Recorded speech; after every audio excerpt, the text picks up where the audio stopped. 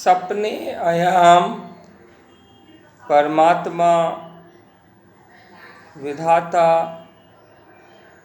सब कुछ कितना अजीब होता है ना। मनुष्य का जन्म लेना और मृत्यु को प्राप्त होना कितना अजीब होता है ना। और याद रखिए कि हर चीज़ में मनुष्य के सीमित होने और इस जगत के असीमित होने का भाव तो रहता ही है। वो ये बताना चाहता है कि जो जीव जन्म लिए हैं उस जीव की मृत्यु संभव है। हर हाल में उसकी मृत्यु असंभव नहीं है, उसका मरना तय है। अब थोड़ा चलते हैं। एक बार जब हम देख रहे हैं तो ओम प्रकाश भैया की पत्नी अर्थात भाभी जी अपने छोटी के साथ, अपनी लड़की के साथ और अपने छोटे बेटे के साथ एक अनजान से जगह में घर के बाहर मिले। उस घर के बाहर में पिताजी बिस्तर पर लेटे हुए थे और वो हमसे पूछ रही थी कि अंदर में जाएंगे तो मिल जाएगा ना। तो हमने कहा कि हाँ देखिए ना अंदर में होंगे, हम देखे तो है जाते हुए, लेकिन हम कंफर्म नहीं हैं। तो वो धीरे धीरे करके अंदर में जा रही हैं। धूप जो है, रोशनी, वो बाहर में ही कम है, अंदर में धीरे धीरे अंधेरे और धूल कण भी जमा हुआ है, कीचड़ भी जमा हुआ है। रास्ते जैसे जैसे अंदर जाएंगे वैसे। थोड़े से और आगे चलते हैं तो एकाएक आयाम बदल गया और इस दृश्य में ओम प्रकाश भैया हैं, हम हैं और पिताजी हैं। पिताजी बोल रहे हैं, मुझे सोने दो ना, मुझे परेशान नहीं करो, दूर यार, मुझे सोने दो। बहुत माथा फुकाता है ये लड़का।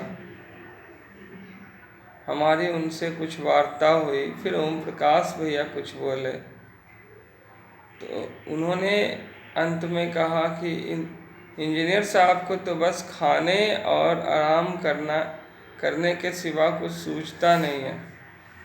किसी के सुनते कहाँ है, छोड़ दो आनंद। और पिताजी अंदर चले गए। अब वो अंदर कहाँ गए ये भी पता नहीं।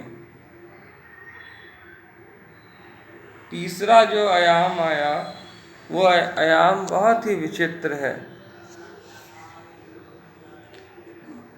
हम सोच रहे थे कि पिताजी के मरे हुए तो आज पूरे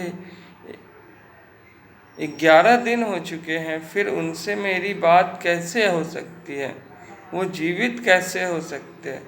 और वो जीवित है तो ये लाशें जो जली ये किसकी थी, वो मरे कैसे। तो तीसरा आयाम राजेंद्र नगर का था, या यूँ कहिए कि एक पुल का था। ऊपर से पुल जा रही हैं, पुल पर गाड़ियाँ चल रही हैं और नीचे सड़कों पर भी गाड़ियाँ चल रही हैं और हम उसके नीचे खड़े हैं। तभी गंजी और धोती में, सफ़ेद रंग के गंजी और सफ़ेद रंग की धोती में एक बुजुर्ग व्यक्ति आए, काफ़ी हेल्दी। और वो व्यक्ति हमसे बोले, बेटा ज़रा बताओ कि ये रास्ता किधर जाता है। तो हमने बताया कि ये रास्ता तो बाबा इधर जाता है, आप इधर चले जाइए, ये एड्रेस तो यहीं का है। अब उसमें कुछ लिखा हुआ था, क्या लिखा हुआ था ये पता नहीं, ये बाद में ये पढ़े और बोले कि ये तो इधर जाता है। उसके बाद वो हमें भी उधर लेकर जा रहे थे। तो ज़बरदस्ती पता नहीं क्या मेरे मन में आया कि हम हाथ छुड़ा लिए और कहे कि हम नहीं जाएंगे। तो वो कह रहे थे ज़बरदस्ती कि चलो, और हम कह रहे थे नहीं जाएंगे। तो वो हमें पकड़ने को दौड़ रहे थे और हम जान छुड़ा कर भाग रहे थे। पकड़ा जा रहे थे फिर भाग रहे थे। वो बहुत तेज़ी से दौड़ रहे थे, मेरे पास पहुंच जा रहे थे, हम फिर उनके पास से बचकर निकल जा रहे थे, पहुंच जा रहे थे, बचकर निकल जा रहे थे। और इसी दौरान हमारी आंखें खुल गई और छोड़ गए चंद सवालात। पहला, तो इस सपने का क्या औचित्य। दूसरा सवालात कि आखिर ओम प्रकाश भैया की पत्नी, बेटी और छोटा लड़का ये तीनों जा कहाँ रहे थे, और किससे, कौन था जो अभी अभी गया था जिसके बारे में वो लोग पूछ रहे थे। और बाहर में रोशनी, अंदर में अंधेरा और गंदगी क्यों, और वो घर किसका था, उस घर के अंदर में कौन कौन रहते थे, पिताजी बाहर में क्या कर रहे थे। दूसरा सवाल कि वो किस बात के ऊपर बहस चल रही थी हमारे पिताजी से और वो कहाँ चले गए। तीसरा सवाल कि वो आदमी कौन था जो सफ़ेद रंग के धोती और सफ़ेद रंग के गंजी में आया था, उतना बुजुर्ग व्यक्ति कौन था, उसके बाल मुड़े हुए थे, बिल्कुल मेरी ही तरह मुड़े हुए थे। वो बुजुर्ग व्यक्ति कौन था और उस पुर्जे में क्या लिखा हुआ था, किस चीज़ का पता वो पूछ रहा था। फिर ये भी समझ में नहीं आए कि ये इतने जल्दी जल्दी आयाम बदल क्यों रहे हैं, इतने जल्दी जल्दी एक हालात से दूसरे हालात में क्यों जा रहे हैं, फिर इनका हमसे क्या लेना देना,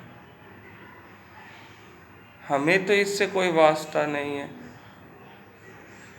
ऐसे कई सवालों को हम लोगों के बीच छोड़कर वो सपना टूट चुका है। जब मेरी आंखें खुली तो घनघोर बारिश हो रही थी, बारिश के साथ साथ आसमान बिल्कुल काले थे, बेहद अजीब माहौल था। धन्यवाद।